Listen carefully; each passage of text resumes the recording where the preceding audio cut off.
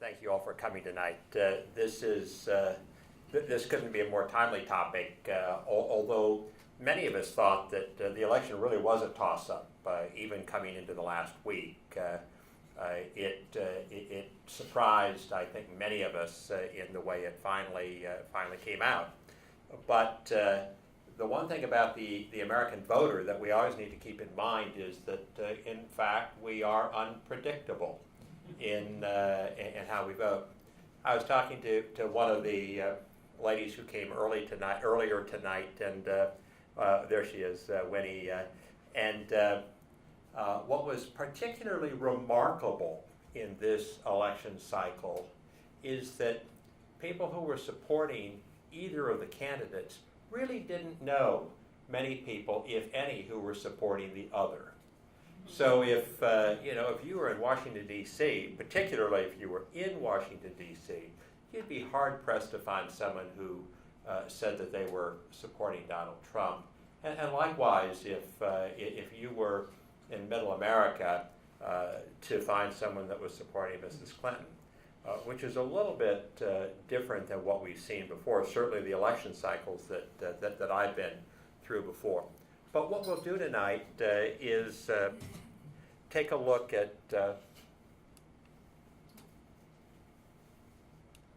there we go. What we can expect next, and then look at it in four different ways. And this goes back to when I was in the White House, and the last presidential transition that I was part of was in 1980 for the transition of Ronald Reagan to be president, and I happened to be at the Treasury managing economic policy, and by coincidence I was the Carter administration's expert on Reaganomics. And so when the Reagan folks came and had to explain it, remarkably, not very many of them knew really what it meant or what it was, but I did. So Don Regan, who was President Reagan's first Treasury Secretary, had been CEO of Merrill Lynch, came down to Washington, D.C. I'd organized his testimony and his briefing books, and he came into his conference room, which was right next to my office, since I'd served the previous secretary, and he said, "Well, who is this?" And his chief of staff said, "Well, sir, this is Steve Skanke. He's our expert on Reaganomics, and he's organized this for you." And Reagan, who was the ultimate pragmatist, said, "Well, then we better keep him." and so I stayed and managed economic policy, banking reform, ended up back in the White House managing the implementation of Reaganomics. It was a great privilege and just a lot of fun. When we look at this, though, the first thing that happens in a transition, whether it's Gerald Ford taking over from Richard Nixon when he resigned in the East Room in 1974, or Jimmy Carter taking it from Gerald Ford, or Ronald Reagan taking it from Jimmy Carter, or any of them that have come since, and even the one that's going on now, first thing is, what are the dangers? What do we need to be aware of immediately? What action do we need to take immediately? Because as you might imagine, in the world, there are a lot of things that become problematic very quickly. Uncertainty, policy uncertainty, market uncertainty, leadership uncertainty are immediate problems. International events become matters of uncertainty that you have to deal with fairly quickly, but not immediately, except in the event when President Nixon resigned and Gerald Ford, he knew a day ahead, probably 2 days ahead, and so I was on the National Security Council staff then, and we were just all on the phones for 2 days, assuring world leaders around the world, embassies in Washington, D.C., that we had full continuity of government, that there was not going to be any change or any lapse. But that's one of the big dangers. We'll talk about that a little bit more in a couple of minutes. Transition, people, policy, process. And as we look now as to what's happening, markets are informed. Financial markets are informed by who's being named to what. Chief of staff, chief strategist. The next round will be the cabinet. That will tell us a lot about how President Trump is going to operate. The mere fact that Governor Christie was replaced as chair of the transition team by Vice President Pence speaks volumes to how things are going to happen during the transition. And what exactly led to that, I'm not sure. But if you've all watched Governor Christie, he's a little bit bombastic, a little bit impatient, more of a prosecutor. Pence is the ultimate manager of policy and issues. So that had a big impact. The first 100 days in office, what are they going to try to do? Is it realistic? Is it not? Does it create policy uncertainty? Policy uncertainty is a real danger in a transition. And administrations, incoming administrations, recognize that, and they work very hard. The role of the Congress. We have someone who is totally an outsider to politics, government, governance. Just from what we know about President-elect Trump, how many of you would guess that when he has an idea, he goes to a board of directors and asks for everyone's opinion, and if they don't like it, he goes back to the drawing board? Probably not very often. But, so, the role of the Congress. Global condition and outlook, and then is there a safe place to invest? Here's our new president-elect. He has a lot to say about a lot of things. But you'll recall, if any of you were watching the markets, the futures markets on Tuesday night, we happened to be at a dinner and we're watching the election results come in. As soon as Virginia came in, a razor-thin edge for Hillary Clinton, we knew, or I believed, that the die had been cast, that it would be Donald Trump who would win. Because Virginia should have been 5 to 10 points for Clinton. She was polling ahead. Trump had given up in the state. The vice president on the Democratic side is a beloved former governor and senator from Virginia, and there it was. 95% of the vote in. Donald Trump is in the lead. Hillary Clinton pulls it out in Northern Virginia, but the rest of the state was solid for Donald Trump. And then, of course, we got Florida and the other states that came in, Ohio, Pennsylvania, Wisconsin, Michigan. And the markets just kept going down, and the futures kept going down and down and down and down. But there were two reasons. The principal reason was that there was uncertainty about whether the result would be definitive. Would it be contested? And we all know that President-elect Trump had said that he would only accept the result if he were the winner. Sort of a bold statement, but easy for something to be contested. And then something very important happened, is Mrs. Clinton came out, she conceded the election, she was gracious, she was positive toward Mr. Trump. Then a very even more interesting thing happened. He came out and he didn't say, "Crooked Hillary, get ready to put on your jailhouse blues." He was gracious. He was magnanimous. He was complimentary. He thanked her and set just a totally different tone. And then we had President Obama came out, and he was also gracious and positive and reminded us that we're all Americans first. Democrats, yes, Republicans, yes, but all Americans first. And you could just see the red, my iPhone, when markets are going down or futures are going down, turns red. And when they're going back up, turns green. And the red just turned to green. And in the morning, as we all know, markets opened up and became positive as we processed what was a removal of uncertainty, an expression of unity, and a spirit of graciousness. It's enormous. It's hard really to appreciate that unless you see the magnitude of something like this time and again. So,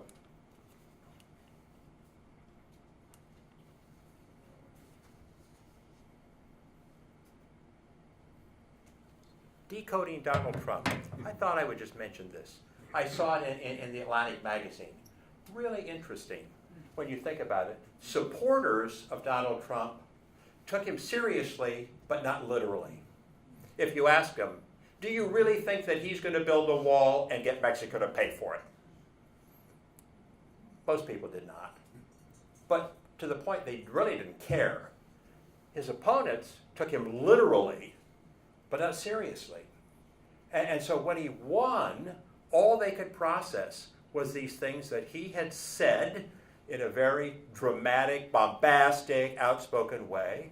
And we have people across the country, mostly in cities, mostly on the West Coast, on the East Coast, just in tears, frantic, fearful. Some of them maybe should be afraid. If they're criminals in this country illegally, because he's been very specific about that, but genuine fear of a divisiveness. And yet, the people who supported him are just puzzled by that because they can't understand what is the cause of the fear. So a very important difference. Not literally, but seriously if you supported him. Literally, but not seriously if you didn't. And that creates a whole context for how we look at some of this. Important to keep in mind who are the players in the process. The president here is at the center of the room, but behind him is the Speaker of the House, the Vice President, who's the President of the Senate, the House, the Supreme Court, the Joint Chiefs of Staff. This is a collaborative operation. And while what the president says and does in providing leadership, he is not the sole decider in the process. So it's very important that we see a sense of collaboration. Well, what happened? Thursday, he comes to Washington, he goes in and he meets with the president. It's supposed to be a 15-minute meeting, comes out 90 minutes later.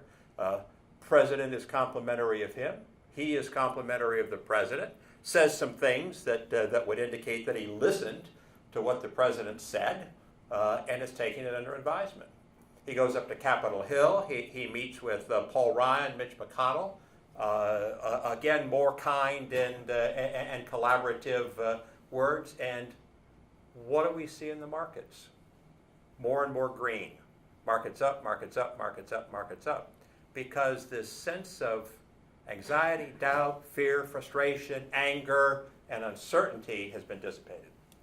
A little bit about the data. Since 1945, equities under a Democrat president have averaged up 9.7%. Under a Republican president, up 6.7%. But then look at the bottom line. Under a Republican president with Republican control of the Senate and the House, up 15.1%. Now, coming from a regulated industry, I would be the first to say past performance is no indicator of future results. So if you're not in the market, that doesn't mean you should go out and jump into the market. But it says a lot about the impact of cooperation and collaboration and the removal of policy uncertainty. Policy uncertainty is a big process. That's why in the transition process, people policy process is also so vital. Just an impact on presidents of the stock market. You could take away a lot of things from this, and there will be a copy if you want to look at it more closely. But the point is, markets generally go up, whether it's a Democrat or a Republican in the White House. Couple of exceptions, upper left, Herbert Hoover. We know that didn't work very well. And we know that George W. Bush came into an administration where markets had already started to slide, and he left it with markets going over the edge. But point is, the president, who it is, doesn't make so much difference as to how he acts and how he behaves. Just another quick one. What this shows, the orange is what the S&P did the day after the vote. So look at all of those places where it was negative. And then the blue is what happened over the following 12 months. So if you jumped because of what you saw it do, like many people did with the futures markets on the election night, this time we happened to have markets up, but just say markets had been down on Wednesday because of some uncertainty or some doubt, it's not an indication of where they're going to go next. We'll talk more about that in a little bit. This also points out over here, if it's blue, that means things that would perform and have performed positively when Donald Trump was leading the polls. That's insurance, banks, drugs. And regulation will be more favorable to financial services, energy, healthcare, and communications. And so we would expect those to do better. So what are the dangers? Well, in the campaign itself, we saw this campaign having a real drag on the markets. And if you look at what happened in October, you know that the markets really took to heart all of the negativity and the uncertainty that was coming out of that. So it's what they said, what they meant, what will Congress do. We've also got this central bank, this Federal Reserve tug of war. We're going to have a real opportunity for conflict as President is trying to stimulate economic growth. The Federal Reserve wants to raise interest rates, probably a good thing. Even to the extent that they're not raising them, there's going to be inflationary expectations as a result of fiscal stimulus from cutting taxes and infrastructure spending, and that's going to push interest rates up along the way, and there's going to be opportunities for blaming the Fed for not doing what they should be doing. There happen to be 2 vacancies in the Board of Governors of the Fed. The President gets to appoint that, and we'll have an opportunity to appoint the next chairman in 2018. Opportunity for tension. Trading partners, China and Mexico. Look what's happening in Mexico. Even Canada has called up and said, we'd like to talk about NAFTA. So let's sit down and get together on that. Canada is probably our largest export market. We export more to Canada from the United States than we import from Canada. Hugely beneficial when you're looking at jobs, particularly manufacturing jobs. If you add the 2 together, we export about $610 billion to Canada and Mexico each year. We import about $640 billion. Like a quarter of 1% of our GDP is that trade deficit. But the importance of those countries doing well is hugely significant for the United States. I mean, think about it. We have what, a 3,000-mile border with Canada. We have a 1,000-mile border with Mexico. And if our neighbors aren't strong, there's no wall that we could put up that's going to make America safe. The other thing, trees don't grow to the sky. What do you suppose that means? I picked that up, trying to think of how old I was, probably 34 when I wrote my first book with a guy named L. William Seidman. Bill Seidman had done a lot of things in life, and at that point in time, he had come to be the head of the Federal Deposit Insurance Corporation. I think he was probably in his 70s then, and he had all of these sayings. One of them was trees don't grow to the sky. Well, it means that the U.S. economy, which is 7 years into an economic expansion, doesn't go on forever. It will come to an end. We're probably closer to the 7th inning than we are to the 2nd inning in a 9-inning game. And we need to keep our eyes squarely on what is economic growth doing. The President can do a lot of things to stimulate economic growth. We can make a lot of cases why weak growth or slower growth over a period of time is going to allow it to go on for longer. But when we go back, we need to put it in the context of what are the dangers, what is the transition, what is the first 100 days, what is Congress going to be doing in all of this. That probably is the biggest danger for financial markets right now. Government If you think the problems we create are bad, just wait until you see our solutions. It looks so good. If you've been to Washington and looked at the Capitol, that's one of those beautiful sunset type pictures.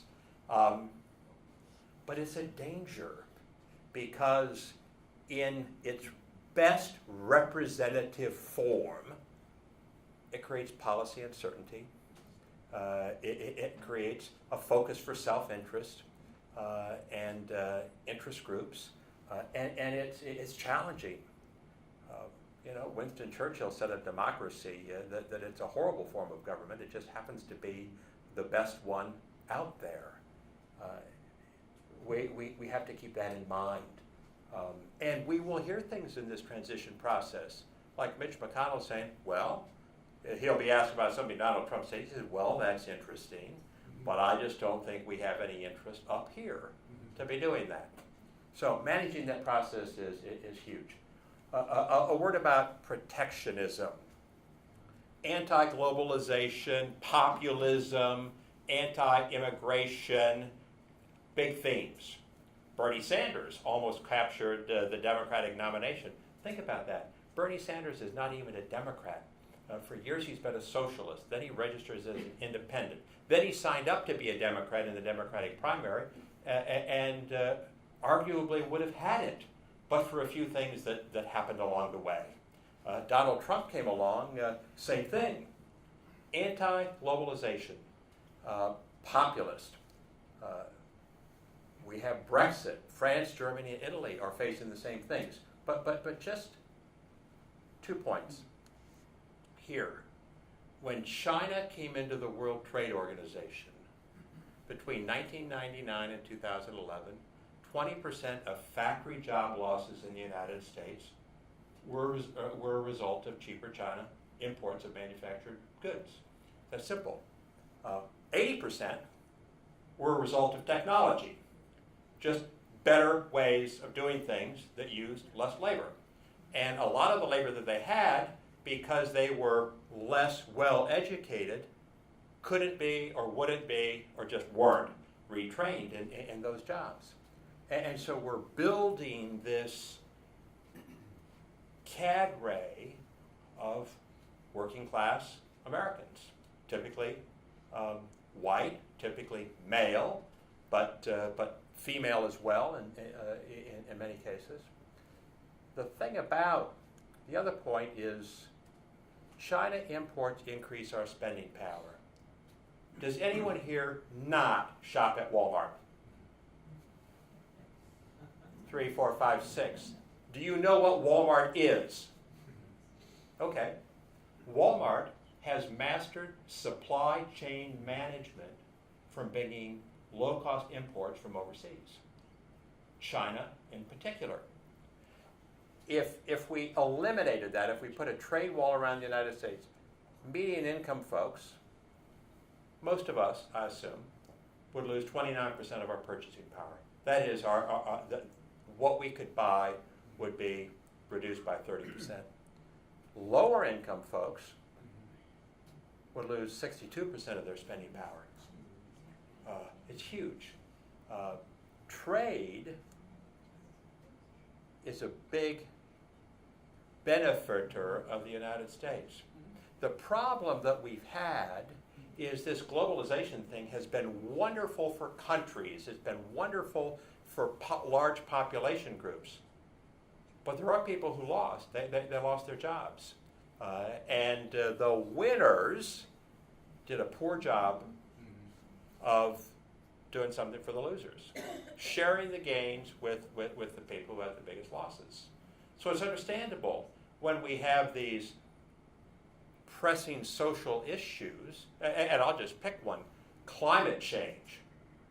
It's a big issue. I believe that it's a big issue. But to the guy who doesn't have a job, this globalization and climate change thing is nonsensical. And we lost track of that. And the UK lost track of that. And the Germans, the French, and the Italians are going to likely have a comeuppance on that that too. We'll go to the next slide here.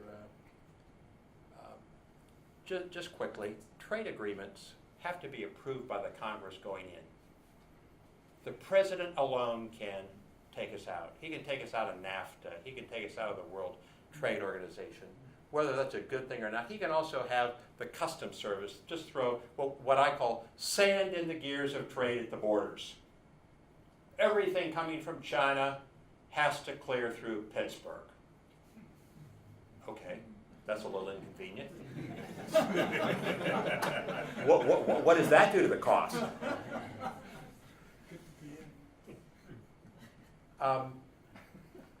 But the president doesn't have to take us out of NAFTA.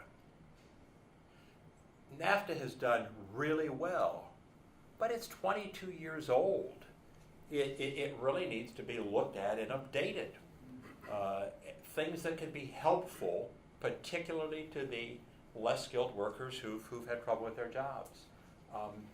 That will be processed. When we talk about transition, people, policy, process, that's how we approach it. If the approach is to come up and say, my second day in office, we're out of NAFTA. Pandemonium. Stock market will crash. If you remember what happened when Barack Obama gave his inaugural speech, the next day the market started a 30% downward slide. Tone, content is huge. Where's the danger? This group, these people who don't have college degrees, they have low wages, they haven't reaped the benefits of globalization, and they have higher unemployment and underemployment. They are Trump's constituency, or they are part of his constituency. So where are the other dangers? Geopolitical. You recognize the guy in the middle? Sweet face. Xi Jinping. He is not our friend. He may not be our enemy, but he's our adversary.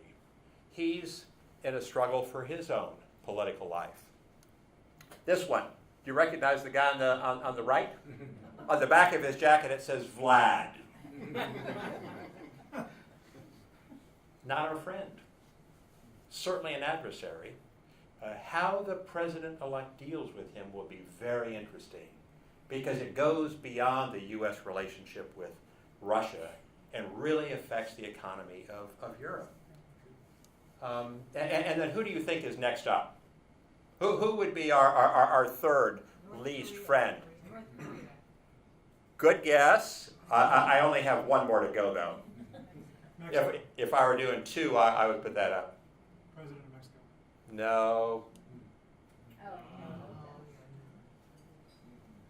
The Ayatollah, not a friend of the United States. Probably not even an adversary, just an enemy. And how the testing will work. And this was so huge when Nixon was forced to resign, when Reagan was shot, and the uncertainty and the testing that everyone thought would come. How he responded immediately was critical to making that work. Now, the thing about our current president-elect is he's reported to have a thin skin. So if there's a very significant challenge, I think he will meet it forcefully. Hopefully not too forcefully. But the fact that he's known to have a thin skin, probably there will be these three treading more lightly, as will some of the others, including the Mexicans, the president of North Korea will tread lightly. But it's a danger. Transition. Who are the team? As I mentioned earlier, having the head of the transition team who it is, huge. Markets continue to go up. Naming the guy they named to be chief of staff, Reince Priebus. Markets go up. We'll see who they put in the cabinet. There are some names being floated that are a little bit scary, but we'll see. Policy priorities, remembering the campaign, remembering the constituencies. Can they do that and still put out policies that make sense? A friend of mine from church is running the financial services policy transition. And we were talking about that on Sunday. We were ushering together, and just all the things that they want to look at. White House vis-a-vis the Fed. How has that worked historically? What are the policies that they want to support so that there is a sense of cooperation, but not collaboration? White House and the Fed shouldn't be collaborating, they should be cooperating. The other regulatory agencies, Securities and Exchange Commission, you may have seen that Mary Jo White, the current chairman, said she's going to step down. Some of the others are going to do the same. We would expect that there will be a friendlier regulatory environment. Coal miners in West Virginia, may be too late for them, but if you ask who is their least favorite person in the world, wouldn't be any of the three that I put up there. Be the head of the EPA, who they hold responsible really for the loss of their jobs. And then what is the process? The texture, the culture, the tone. Will there be a honeymoon with Congress? Will it be presidential or will it be campaign rhetoric? The good news is that so far what we've seen is that it's not campaign rhetoric, it is presidential. Donald Trump said that he knew how to be presidential and he would be presidential after he got elected. No one believed him. Even his supporters didn't believe him. I think maybe even his wife didn't believe him. But he surprised us all. Look at what's happened. And what's been the color on our market screen? Green.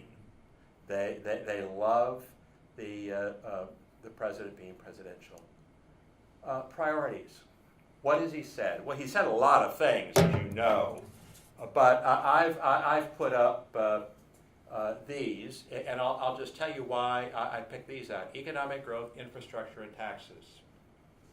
Number one priority, it's what he needs to do to serve his constituency and serve the country at the same time. It's also something that Paul Ryan, who's the Speaker of the House, said he'd like to do too. It even fits in with the Tea Partiers, who Ryan has to try to control. And I've never met any politician who didn't want to spend money in their own district or state. So even when you think about it, reaching across the aisle, getting the Democrats to be acting and voting on something in the beginning that they can support too, huge in terms of setting this up. I remember in the Reagan administration when we sent up our first tax bill, a lot of work got done. I was at the Treasury then. A lot of work got done to pre-clear it or pre-consult it with the Democrats as well as the Republicans. You may remember that the Democrats controlled the House of Representatives. Fortunately, the Speaker of the House was an Irishman. The President was an Irishman.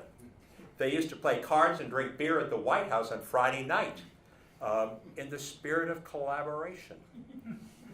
And so you saw a lot of things get done with Democrat majority House of Representatives supporting the President. And the Speaker being noticeably absent from the opposition. Tax reform, a couple of things. And we could have a whole laundry list of tax reform, but there's a couple of things that need to be done quickly and that happen to be on President-elect Trump's list and on the Congress's list. One is doing something about these U.S. corporate foreign earnings that are overseas. You know how much that is? $2.4 trillion of U.S. corporate earnings sitting overseas. What if those earnings were back in the United States and invested in research, equipment, things that increase labor productivity, which when you increase labor productivity, you increase wages. Because your unit labor cost doesn't go up, you get more productivity out of the labor that you're putting into it. Well, the thought is a 10% tax on those earnings rather than a 35% tax, which comes up to $250 billion, or $240 billion for the $2.4 trillion, which would very quickly pay for reducing the corporate rate from 35% to 20%. Republicans love to do stuff like this when it doesn't increase the deficit. Well, there will be some deficit increasing as they go along, but these are things that can happen. Affordable Care Act, President was going to repeal it. Talking to President Obama, he's going to fix it. Big difference. Trade policy and reform, I mentioned that the regulatory environment, a kinder, gentler regulatory environment. Small businesses, any of you build, run, own small businesses? Yeah. Has it become easier over the last 15 years to start or run or operate your business? No, just the opposite. Regulation has increased, really from top to bottom. Do you know that in the United States, when you line up all the countries of the world where it's from easiest to hardest to start a new company, the United States ranks at number 54. You know who's 55? Greece.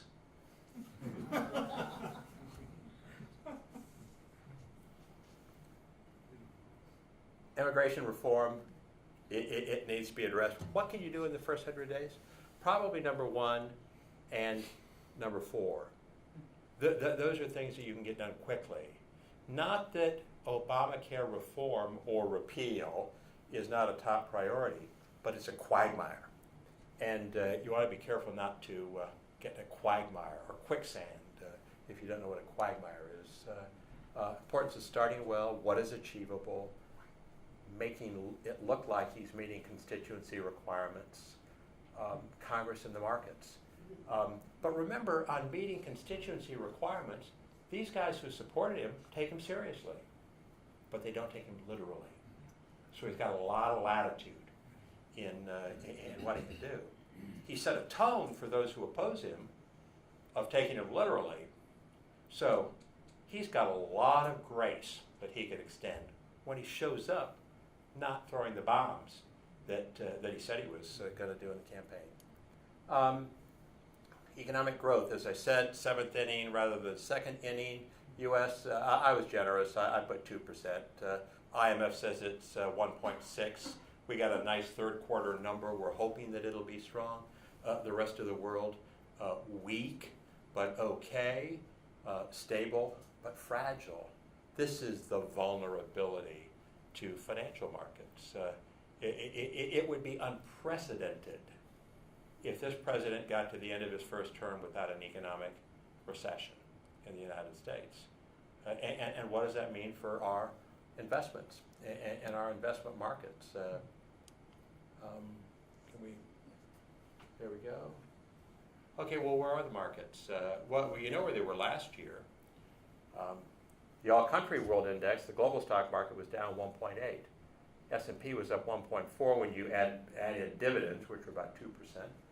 The bond market up 0.5, munis were up 3.3. So far this year, the global market's up 5.6, the S&P up 8. The bond market's been off. It was up 5.6, now it's down to 3.6, and munis are down as well. Looks like it's reacting to a sense of certainty.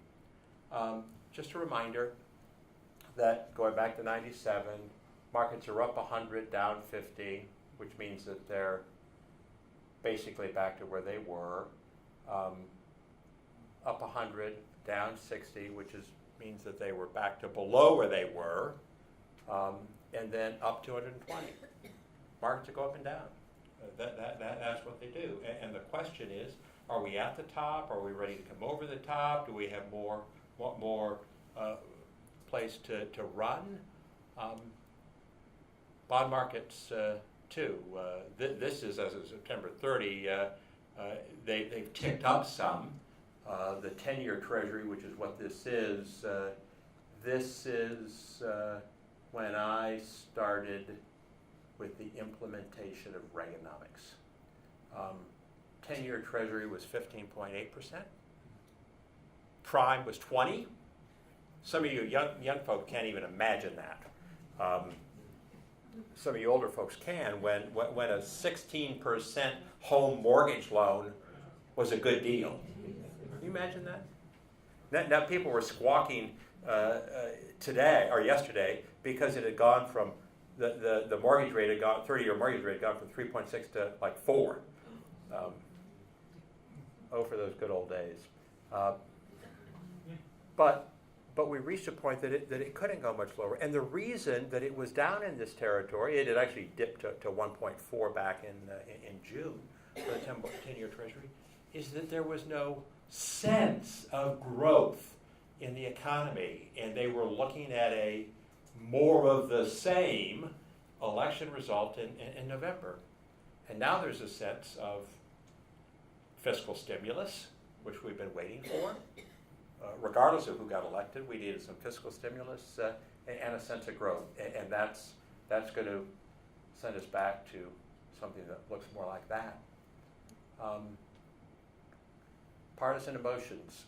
I'll just say there will be people who will, notable partisans who will say all sorts of crazy things about the president-elect. Just the way they said them about George W. Bush and about Barack Obama. The first one, Peter Thiel, he's a hedge fund manager. He's part of the Trump campaign apparatus. Speaking in September of 2009, deep structural problems haven't been solved. He bet against the market. He lost 25% when the market was up 26. Michael Boskin, George W. Bush's Council of Economic Advisors chair in March 6 of 2009. Obama's policies marked by higher spending, taxes, and regulations are killing the Dow. 3 days later, the S&P and the Dow bottomed out and went on an upward tear that in the case of the S&P is up 220%. And then Stiglitz, who was Clinton's advisor, called Bush reckless. Point about this is we need to have a filter.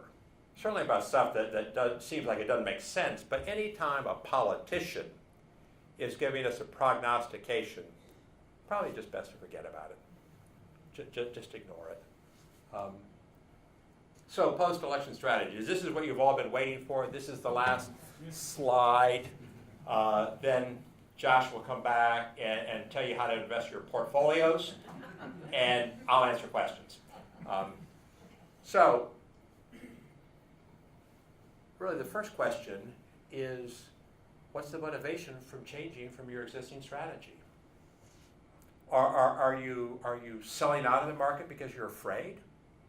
Are you going full bore into the market because you've seen it bump up over the last few days?